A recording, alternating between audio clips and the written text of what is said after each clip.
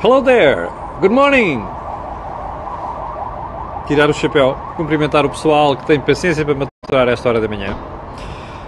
Olha, está frio. Se calhar tenho que começar a fazer isto indoor a partir de agora.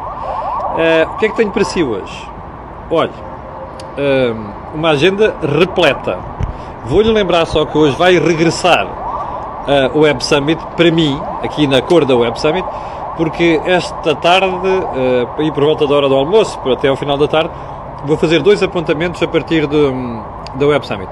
O primeiro, uma conversa com o Rui Miguel Nabeiro, CEO da Delta, para falarmos um bocado da estratégia da empresa e também a razão da presença no Web Summit. Em segundo lugar, lá mais para o final da tarde, uma conversa com as 3 empresas que venceram aquele Startup Battlefield organizado pelo Volkswagen Financial Services. Esse será ao final da tarde. Vou falar com eles para perceber se conseguiram, imagine, captar investidores no Web Summit. Bom, período antes da ordem do dia. Parece que alguém se esqueceu de autopsiar aquelas 2 pessoas que morreram alegadamente devido ao surto de legionela no Hospital São Francisco Xavier. E de tal forma que quando alguém se lembrou que a polícia vai ao hospital e os corpos já não estão lá. Mas os corpos não tinham sido autopsiados. Primeira questão é preciso autópsia? É, porque se alguém um dia for a tribunal dizer assim, olha, a responsabilidade disto é do hospital, ou é da empresa tal, ou é do Estado, tem de haver uma prova. Até aqui tudo bem. O que não está bem é isto ter decidido de maneira que, ou então, quando se vai lá buscar os corpos, já não estão lá. Estão a ser velados. Mas o que é mais estranho nisto tudo é como é que, alegadamente, eu digo alegadamente porque isto é a informação das famílias das vítimas, estão a velar 2 pessoas e aparece a PSP para levar os corpos com um saco plástico ou algo parecido. Ora bem, sacos plásticos para levar um corpo, aquilo não é um local de acidente. Aquilo não é um local de tragédia. É um local onde as pessoas estão a venerar os seus mortos. Não é aceitável. Sob medida nenhuma, a fazer fé no que as pessoas de família disseram, que a PSP venha buscar alguém em saco de plástico. É caso para perguntar onde é que está a sensibilidade das pessoas que vão lá fazer aquilo. Não é aceitável. E basta pensarem nisto. Às vezes na vida, aquilo que nos ensinam na escola primária é o melhor ensinamento que podemos ter, que é assim, antes de eu fazer alguma coisa, se fosse comigo, se fosse com o meu filho, com a minha irmã, com o meu pai ou com a minha mãe, eu faria aquilo? Às vezes vale a pena fazer esta pergunta a nós próprios. Porque tenho a certeza que os agentes que fizeram aquilo, a fazer fé na palavra das famílias das vítimas, não teriam aparecido com um saco de plástico para levar 2 corpos. Bom, vamos lá à conversa 2. Temos aqui 3 pontos que eu vou recordar. Que é assim, o primeiro tem a ver com a legionela. Eu ontem mandei aqui assim à bébia porque me incomoda tratamentos diferentes para situações semelhantes. Recorda-se 2014. Eu vou voltar a esta história. O surto de legionela não teve nada a ver com o Hospital de Vila Franca de Xira. Foi fora, foi com umas torres de refrigeração de uma empresa industrial. Mas, apesar disso, toda a gente questionou-se se não tinha a ver com problemas na saúde. A tal história dos cortes na saúde. Bom, desta vez, o problema, pelo menos diz a doutora Graça Feita, a nova diretora-geral, mais um ministro, que terá tido a origem nas torres de refrigeração dentro das próprias instalações do hospital. Portanto, a fazer a fé nestas 2 pessoas, a questão é esta. Ninguém abre mesmo a boca para questionar se isto não tem a ver com gestão do hospital, com orçamento do hospital, com orçamento consignado para aquelas áreas. Eu não sei. O hospital já disse que não. Mas a mim não me chega, como cidadão, que um hospital diga que não. É preciso investigar. O que eu acho estranho é a inteligência toda que há 2 anos ou 3 levantava aquelas dúvidas todas sobre a saúde, agora não levante. E repare, agora há razão para levantar, porque o problema é dentro do hospital. Está a ver? Bom, primeiro ponto. É estranho, sabendo nós já, e eu já lhe vou mostrar porquê, daqui a bocadinho, que nós sabendo que o Ministério da Saúde está a cozinhar as contas, cooking the books, como se diz em inglês, fazer a laurodérmio, é estranho que ninguém questione isto. Espera aí, mas é mesmo assim? Não há aqui nada que mostre que pode haver uma relação entre aquilo que são as cativações também na saúde e o adiamento de pagamentos e estes problemas? Eu não sei, mas é preciso investigar. E já agora, para aqueles zelotas que há 3 anos lançavam dúvidas por tudo e mais alguma coisa, era a altura de se mostrarem agora. Agora é que eu quero ver a peitaça desta malta. A dizer assim, não, olha, mas não sabemos se é verdade, mas é bom investigar. Não é? É para isso que serve a investigação, nomeadamente jornalística. Olha, uma piscadela 3 vezes. Não é? Bom, agora vamos lá mostrar porque é que há razões para ter dúvidas.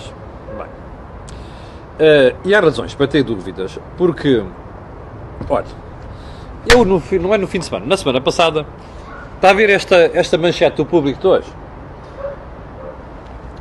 Conselheiros do Ministro da Saúde garantem que faltam 1.000 milhões no Serviço Nacional de Saúde. Bom, no final da semana passada, tive a oportunidade de falar com 2 pessoas da indústria farmacêutica. Um deles, altamente colocado dentro da empresa. E o assunto foi a história das dívidas do SNS às farmacêuticas. Que a mim alguém do Governo tinha dito há poucos meses que tinha baixado para 700 milhões de euros. Mas pelos vistos já estão outra vez nos 1.000 milhões de euros, pela informação que eu recebi. E a informação que eu recebi não é de, olha, uma boca, não, é de quem gera isto, está diretamente em contacto com o Ministério da Saúde por causa das dívidas. Bom, e isto, ao que tudo indica, já vai outra vez nos 1.000 milhões de euros. E eu, quando eu perguntei assim, mas o Governo nos dito que tinha baixado para 700 milhões, não sei quantos, pois, pagou uma parte, mas agora já voltou a aumentar. E eu vou apostar consigo outra coisa. Até ao final do ano, isto vai continuar assim. E agora vai, porque você perguntará, porquê? Porque, olha, é simples. Porque é aquilo que diz aqui o Conselho Nacional, percebe? Que é um órgão independente. Que o que é que dizem estes senhores? Olha, uma coisa muito simples. Dizem assim, então, mas sabe qual é o problema? É que o Ministério da Saúde suborçamenta, nomeadamente despesa com medicamentos, que fica, diz o relatório, que é interno, que é citado pelo público, que fica sistematicamente 1,5% abaixo do que devia ser. Ora, pegando nisto tudo e fazendo contas, o valor aponta para mais ou menos 1.000 milhões de euros. Agora, veja só, coincidência das coincidências, estes 1,5% e estes 1.000 milhões que fala o Conselho Nacional da Saúde são exatamente iguais ao que a indústria farmacêutica me contou na semana passada. E, portanto, isto quer dizer cooking the damn books. Contabilidade criativa, que é para não chamar outra coisa. Isto é mentira orçamental. E como qualquer mentira orçamental que é, devia ser investigada. Porque isto vai ter consequências mais tarde, até porque já há uma que tem à partida. Que, repare, quando as farmacêuticas percebem que o Governo se atrasa a pagar, o que é que acontece? Aumentam os preços, que é para compensar depois o atraso nos pagamentos. Isto é beabá. Quer dizer, qualquer pessoa faz isto nos seus negócios, não é preciso ter MBAs, nem é preciso andar aqui com derivadas, está a perceber para perceber estas coisas. Bem, já agora, como diz aqui o relatório, na saúde, ou as coisas se pensam com o mínimo de antecedência, ou então andamos sistematicamente a decidir em cima do joelho. Ora, exatamente o que acontece. Bem, segundo ponto. O Conselho de Finanças Públicas ontem emitiu um parecer sobre o Orçamento de Estado, sobre a proposta do Orçamento de Estado. E disse uma coisa que já anda muita gente a dizer aqui há muito tempo. Não só sou eu, felizmente. Diz assim, o Governo não está a fazer o que deve fazer. Está a fazer os mínimos. E o que é os mínimos? Olha, está a utilizar a folga produzida pelo crescimento económico acima do que estava previsto, está a utilizar a baixa do serviço da dívida, porque os juros baixaram, porque nós já amortizámos uma parte da dívida, embora com mais dívida, e, portanto, está a utilizar isso para gastar.